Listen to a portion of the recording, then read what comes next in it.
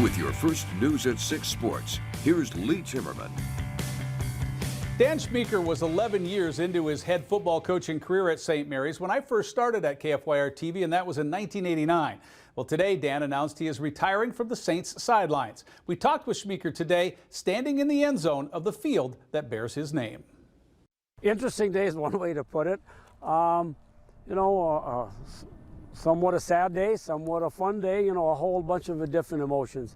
I don't know, it's hard to put my finger on any one thing. I just knew that when it was time, I would have a gut feeling and would make the decision that it was time for me to not coach anymore. And so it was difficult, but I guess you just got to look forward. And as I looked at it, and I really did some serious thinking as we got into the spring and coming into which would be summer off season, that it was time for me to step away.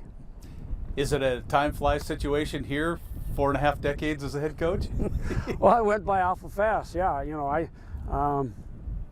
time goes by too fast. I still think of myself as really young until I look in the mirror and then I go, whoa. But it's when you enjoy something, I guess they always say time goes by fast, and there's nothing more than I have enjoyed than coaching this great game of football.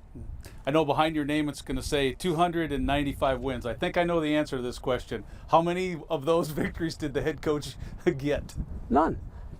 I knew you'd say that. I mean, it's just, you look back at things, but it's really all about the kids. The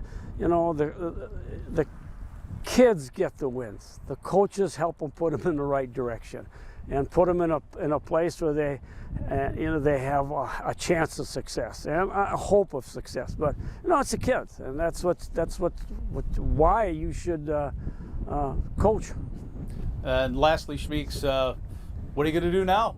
Well, I'm not sure. It'll be interesting. I have plenty of things I like to do. I don't think that'll be a problem. I'm sure there'll be a big void and a big miss as we come to August. As I start looking back, it's really been a way of life for me from the 6th grade on. Come August, the beginning of August, I've been on a football field, and so it'll be different.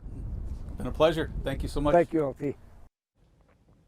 Schmeeker led the Saints to Dakota Bowl championships 8 times. He's been in the Coaches Association Hall of Fame for 13 years already, and he's a 6-time Coach of the Year. Gerald Vetter is the Light of Christ Catholic Schools president, and he said he truly is the John Wayne of North Dakota coaches.